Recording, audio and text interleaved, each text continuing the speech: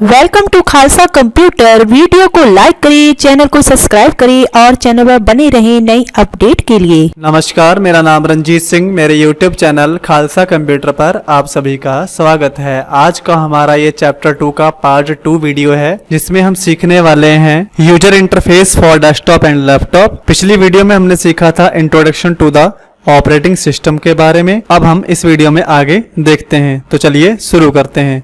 तो सबसे पहला है हमारा user interface for desktop and laptop. तो यूजर इंटरफेस जो होते हैं वो दो प्रकार के होते हैं। करैक्टर यूजर इंटरफेस यानी कि ऐसे निर्देश जो करैक्टर द्वारा यानी लिख कर दिए जाएं, वो करैक्टर यूजर इंटरफेस होते हैं।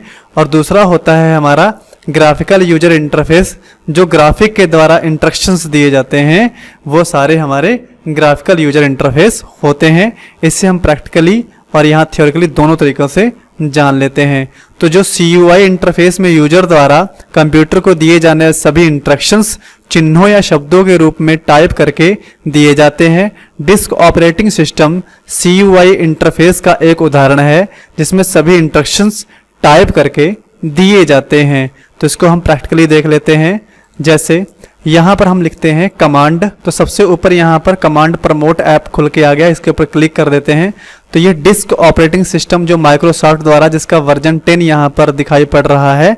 यहाँ पर हम जैसे हार्ड डिस्क पर जाना चाहते हैं कि हमारी हार्ड डिस्क जो टोटल कितने GB की है, इस चीज़ को हम करैक्टर यूजर इंटरफेस द्वारा चेक करना चाहते हैं। तो कैसे करेंगे? इसके लिए हम लिखते हैं डिस्क पार्ट और एंटर लगाते हैं और यस कर देते हैं। फिर लिखते हैं लिस्ट डिस्क। तो यहाँ हम देख पा रहे हैं जो हमारी SSD है वो ऊपर 0 पार्टीशंस में दिख रही है, और डिस्क 1 में हमारे यहाँ पर 500 GB की जो हार्ड डिस्क है अवेलेबल में 465 GB में दिखाई पड़ रही है। इसे बंद करने के लिए मुझे एग्जिट कमांड देनी होगी, जिससे ये बंद हो जाएगा। फिर एग्जिट कमांड 2 बार देनी होगी, तो ये पूरा प्रोग्राम बंद हो जाएगा। तो इस तरीके से ये हमारा करैक्टर यूजर इंटरफेस था। आगे देखते हैं ग्राफिकल यूजर इंटरफेस। तो GUI इंटरफेस में यूजर द्वारा कंप्यूटर को दिए जाने वाले सभी इंस्ट्रक्शंस डिस्प्ले स्क्रीन पर बने हुए विशेष चिन्हों या स्थान पर क्लिक करके दिए जाते हैं। विंडोज और लिनक्स ऑपरेटिंग सिस्टम GUI के उदाहरण है, जबकि लिनक्स एक ऐसा ऑपरेटिंग सिस्टम है जिसमें GUI और CUI दोनों प्रकार की सुविधा प्रदान करता है। तो ग्राफिकल यूजर इंटरफेस को समझ लेते हैं। जैसे हमारा ये PDF एडोब रीडर खुला हुआ है, इसमें यहाँ पर चिन्ह दिखाई पड़ रहे हैं। ये क्लोज का है, ये मैक्सिमाइज का है, ये मिनिमाइज का है। तो जैसे मुझे मिनिमाइज करना है तो सीधे मुझे निर्देश यहाँ पर क्लिक करके ही ग्राफिक जो यहाँ पर चिन्ह बना हुआ है इसके ऊपर क्लिक करते ही देना होगा। तो ये मिनिमाइज हो गया। फिर इसके ऊपर क्लिक किया तो ये फिर से ओपन हो गया। यहाँ पे क्लिक करके इसे रिस्टोर कर लिया, फिर क्लिक करके इसे मैक्सिमाइज कर लिया, और यहाँ पर क्लिक करके मैं इसे क्लोज कर सकता हूं। तो इस तरीके से यहाँ पर जितने भी हमारे सॉफ्टवेयर प्रोग्राम्स दिख रहे हैं या फोल्डर दिख रहे हैं, इनके ऊपर डायरेक्टली मैं क्लिक करके इनके अंदर जा सकता हूं। मुझे करैक्टर द्वारा नहीं, ग्राफिक द्वारा ही निर्देश देना पड़ रहा है। इसलिए ये सारे हमारे ग्राफिक इंस्ट्रक्शंस हुए जो ग्राफिक यूजर इंटरफेस के अंतर्गत आते हैं। आगे बात कर लेते हैं टास्क बार के बारे में। तो टास्क बार डेस्कटॉप पर सबसे नीचे वाली पट्टी को कहा जाता है। जब आप कोई एप्लीकेशन या प्रोग्राम ओपन करते हैं तो यह टास्क बार पर दिखाई पड़ता है। इस तरह आप टास्क बार को देखकर पता लगा सकते हैं कि वर्तमान में आपके कंप्यूटर में कितने और कौन कौन से एप्लीकेशन रन हैं या खुले हुए हैं। टास्क बार में हमें सभी चल रहे प्रोग्रामों का तत्काल पहुंचने की सुविधा प्रदान करता है। टास्क बार पर बाईं तरफ स्टार्ट मेन्यू और दाईं तरफ के हिस्से में जहां सिस्टम टाइम डेट दिखता है उसे नोटिफिकेशन एरिया दिखता है। तो यहाँ पर इसकी जरिए से पहले हम समझने की कोशिश करेंगे। तो यहाँ पर हमारा ये स्टार्ट बटन है, ये सर्च बॉक्स है, और ये हमारे प्रोग्राम आइकन्स हैं, और इधर हमारा नोटिफिकेशन एरिया है। इसे प्रैक्टिकली देख लेते हैं। तो हमारा ये सबसे नीचे वाली जो पट्टी है इसी को टास्क बार बोलते हैं। तो ये हमारा स्टार्ट बटन है, इसके ऊपर क्लिक करते ही हम स्टार्ट मेन्यू में चले जाते हैं, बाहर क्लिक कर देते हैं। ये हमारा सर्च बॉक्स है, यहाँ पर हम क्लिक करके किसी भी चैप्टर को खोलने के लिए उसका एड्रेस टाइप करते हैं। तो जैसे ही मैं उसका एड्रेस टाइप करूंगा तो वो चैप्टर हमारे सामने आ जाएगा। क्लिक करते ही उसे मैं खोल लूंगा। और उसके आगे ये हमारे रनिंग प्रोग्राम है, जैसे PDF हमारी खुली हुई है। यहाँ मैंने कुछ ऐसे प्रोग्राम हैं जिन्हें रन करके यहाँ पिन कर दिया है टास्क बार में, तो ये यहाँ से डायरेक्टली ओपन किए जा सकते हैं। यही आगे चल के हम अभी देखेंगे कि इन्हें यहाँ पर कैसे पिन किया जाता है, या जितने भी रनिंग प्रोग्राम होते हैं वो सारे यहाँ टास्क बार में नीचे दिखते हैं। जैसे हमारा एडोब रीडर इस समय रनिंग में चल रहा है तो यहाँ दिखाई पड़ रहा है। और इधर साइड में हमारा ये नोटिफिकेशन एरिया है जहाँ पर डेट एंड टाइम, साउंड, और यहाँ पर वाईफाई नेट कनेक्ट करने के लिए हमारा बैटरी, और यहाँ पर हमारा दिखा रहा है माइक, और इधर हमारी कुछ सेटिंग्स होती हैं जैसे ब्लूटूथ कनेक्ट करना है और नाइट मोड में लेना है सिस्टम को, या लाइट ब्राइटनेस कम ज्यादा करनी है। तो ये सारी चीजें हमारे टास्क बार में यहाँ पर अवेलेबल होती हैं। आगे चलते हैं, आइकन शॉर्टकट क्या होते हैं। तो आइकन एक प्रोग्राम या फाइल का एक छोटा ग्राफिक प्रतिनिधित्व है। जब आप किसी फाइल पर डबल क्लिक करते हैं तो संबंधित फाइल या प्रोग्राम खुल जाता है। उदाहरण के लिए यदि आप माई कंप्यूटर आइकन पर डबल क्लिक करते हैं तो आप विंडो एक्सप्लोरर खोल सकते हैं। आइकन GUI ऑपरेटिंग सिस्टम के एक घटक हैं। तो इसमें जो कुछ मुख्य प्रकार के आइकन्स हैं उन्हें देख लेते हैं। तो यहाँ पर जो दिखाई पड़ रहे हैं ये सारे हमारे प्रोग्राम आइकन्स हैं। तो प्रोग्राम आइकन्स, यह आइकन किसी एप्लीकेशन, प्रोग्राम या उनसे बनी फाइल्स को दर्शाते हैं जिन पर क्लिक करके हम प्रोग्राम से संबंधित फाइल को खोल सकते हैं। तो इसको हम प्रैक्टिकली करके देख लेते हैं। इसे हम मिनिमाइज करते हैं। तो यहाँ पर टॉप में जो हम यहाँ पर लिस्ट में देख पा रहे हैं ये हमारे प्रोग्राम आइकन्स हैं। तो यहाँ पर अगर हम किसी के प्रोग्राम के ऊपर डबल क्लिक करते हैं तो वो डायरेक्टली हमें उस प्रोग्राम चैप्टर तक ले के जाएगा जहां पर हमने उस फाइल को बना रखा है। जैसे मैं इसके ऊपर डबल क्लिक करता हूं तो इस तरीके से यहाँ पर मेरी फाइल कंप्लीट खुल के आ गई है। तो यहाँ मैं देखता हूं तो मेरे सारे जो मैंने यहाँ लिखा है सारा कंप्लीट यहाँ पर पड़ा हुआ है। यहाँ से क्लोज कर देता हूँ। तो इस तरीके से किसी भी चैप्टर प्रोग्राम पर मैं अगर क्लिक करता हूँ तो मैं उसके ऊपर जा सकता हूँ यहीं से डायरेक्टली। तो इस तरीके से ये मेरे प्रोग्राम आइकन्स थे जिनकी मदद से मैं सीधे अपनी फाइल पर पहुंच सकता हूं। आगे है हमारे फोल्डर आइकन्स। तो फोल्डर आइकन यूजर द्वारा बनाए गए फोल्डरों को दर्शाता है। फोल्डर का उपयोग फाइलों को रखने के लिए किया जाता है। हम अलग अलग प्रकार की फाइलों को रखने के लिए अलग अलग फोल्डर बनाते हैं ताकि उनको आसानी से खोजा जा सके।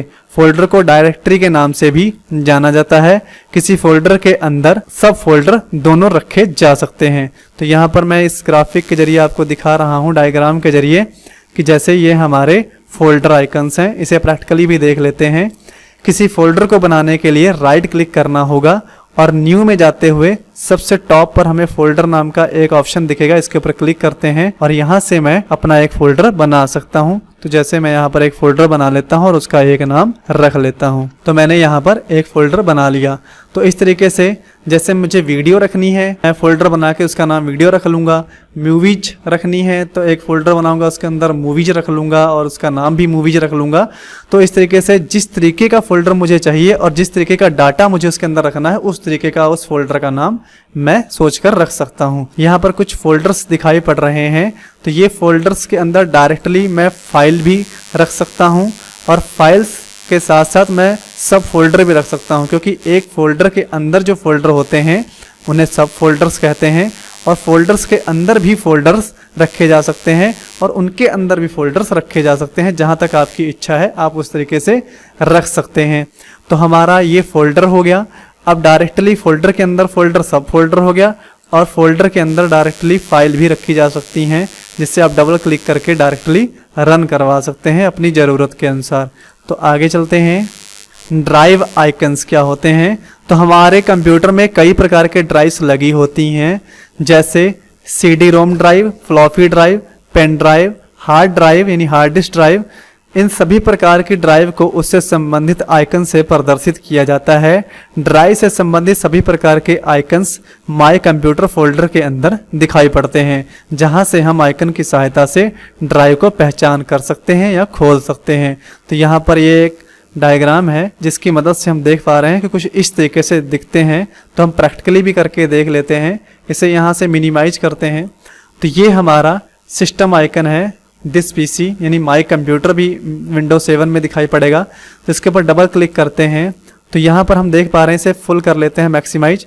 तो ये हमारे हार्ड डिस्क ड्राइव के जो कुछ पार्टीशंस हैं वो यहाँ पर दिखाई पड़ रहे हैं, जिसमें सबसे पहले पार्टीशन सी में हमारा ऑपरेटिंग सिस्टम होता है। अपने अपने हिसाब से हम अपनी ड्राइव में डाटा सुरक्षित रख सकते हैं। हमारे लैपटॉप में CD रोम नहीं लगा है, इसलिए उसका आइकन्स यहाँ नहीं दिखाई पड़ रहा है नीचे, वरना यहाँ पर रिमूवेबल डिस्क के नाम से उसके नीचे यहाँ पर CD रोम दिखाई पड़ेगा। या कोई पेन ड्राइव, वो सभी यहाँ पर अदर डिवाइसेस के नाम से भी दिखाया जाता है या रिमूवेबल डिस्क के नाम से भी नीचे यहाँ पर दिखाया जाता है। आगे चलते हैं, हार्डवेयर आइकन। तो हार्डवेयर आइकन का प्रयोग कंप्यूटर में होने वाले हार्डवेयर को दर्शाने के लिए किया जाता है। हार्डवेयर आइकन मुख्यतः कंट्रोल पैनल के अंदर आसानी से देखा जा सकता है। इनका प्रयोग संबंधित हार्डवेयर की सेटिंग को बदलने के लिए किया जाता है, जैसे माउस, कीबोर्ड, प्रिंटर, स्कैनर आदि।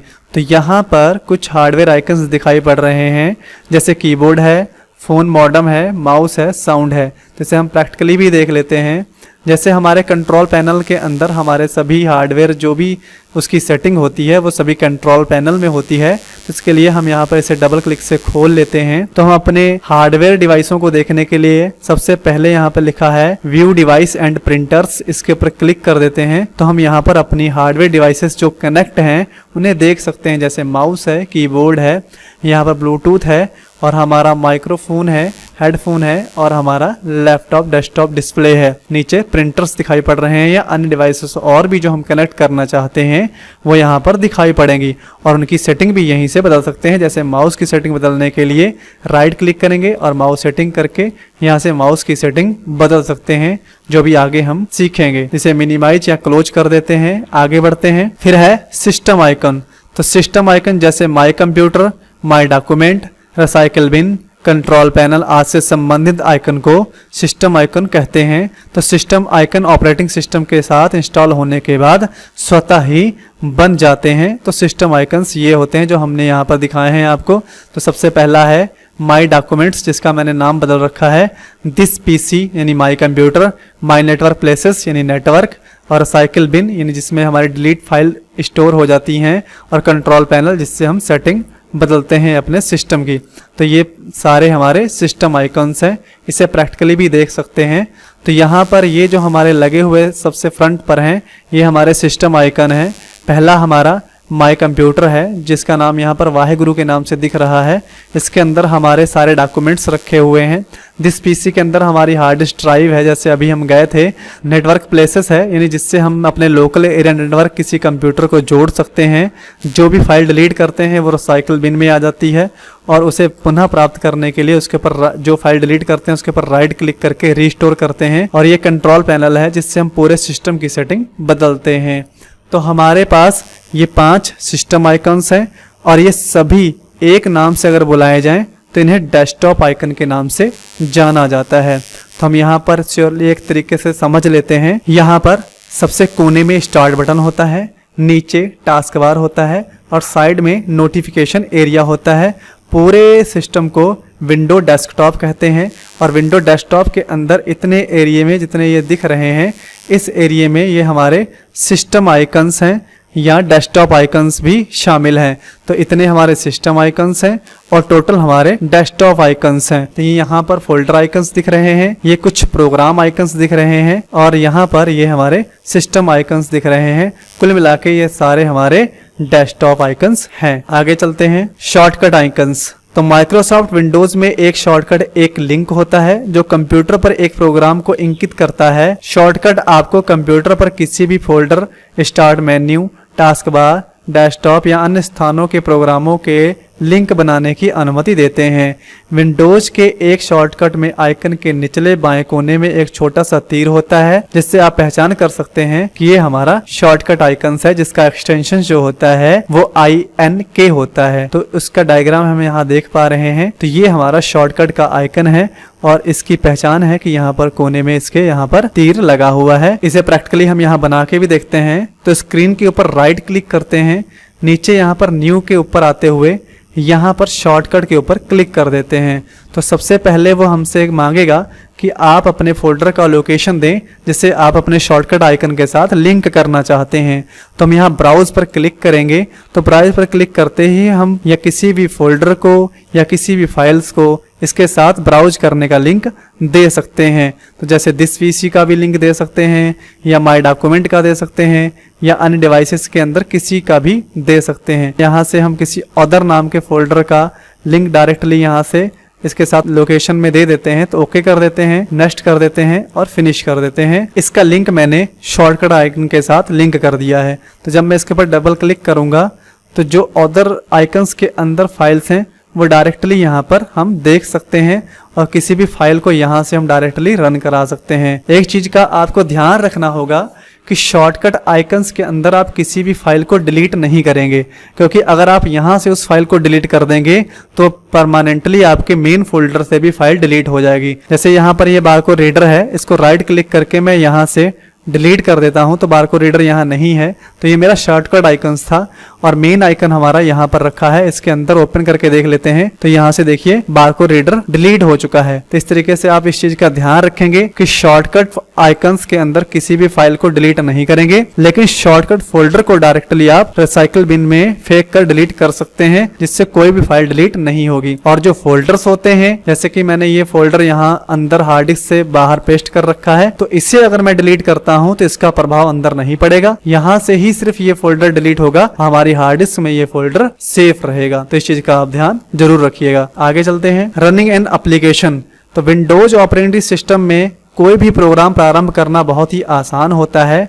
किसी प्रोग्राम को प्रारंभ करने के लिए संबंधित प्रोग्राम आइकन पर डबल क्लिक करके प्रारंभ किया जा सकता है। निम्नलिखित प्रक्रिया द्वारा प्रोग्राम को प्रारंभ किया जा सकता है। तो 3 स्टेप हैं, यहाँ पर हम देख लेते हैं। सबसे पहले डेस्कटॉप पर स्टार्ट मेन्यू पर क्लिक करके इससे स्टार्ट मेन्यू ओपन हो जाएगा। अगला, स्टार्ट मेन्यू में दाईं ओर आपके कंप्यूटर में इंस्टॉल सभी प्रोग्राम की सूची दिखाई पड़ेगी, जहां से आप संबंधित प्रोग्राम के आइकन्स पर क्लिक करके प्रोग्राम को प्रारंभ कर सकते हैं। अगला, यदि प्रोग्राम स्टार्ट मेन्यू में नहीं है तो उसे प्रारंभ करने के लिए उसे संबंधित फोल्डर में जाकर प्रोग्राम आइकन पर डबल क्लिक करके आप प्रारंभ कर सकते हैं। तो इसे हम प्रैक्टिकली सीखने की कोशिश करते हैं, तो इसे मिनिमाइज कर देते हैं। तो जैसे ये हमारा स्टार्ट बटन है, इसके ऊपर क्लिक करते हैं और ये हमारा स्टार्ट मेन्यू है। तो यहाँ से हम डायरेक्टली अगर किसी प्रोग्राम को रन करना चाहते हैं तो इसके ऊपर डबल क्लिक करके यहाँ से भी रन कर सकते हैं।